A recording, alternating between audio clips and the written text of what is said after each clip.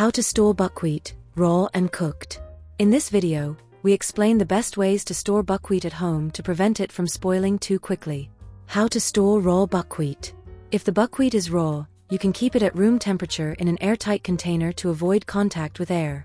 It should be stored in a cool, dark, and dry place, such as your pantry. At room temperature, raw buckwheat can last between 6 to 12 months without going bad. After this period, it may not necessarily spoil, but it will begin to lose its properties, and the texture and flavor may change. How to store cooked buckwheat. Once you've cooked the buckwheat, it's important not to leave it at room temperature for more than 2 hours, as it is a perishable food, and there's a risk of bacterial growth.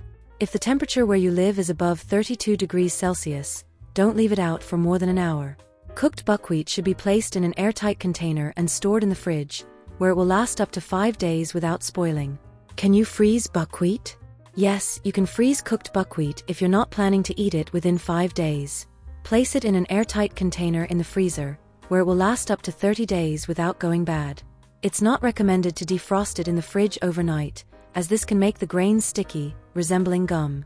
A quick way to defrost is to place it in the microwave with 1 or 2 tablespoons of water on top.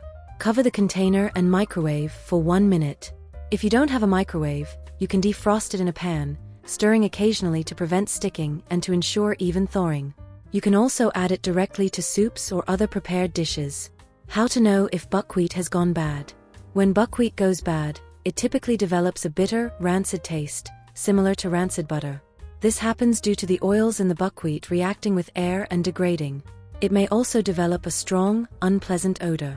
If you notice anything wrong or see mold, do not eat it, discard it immediately.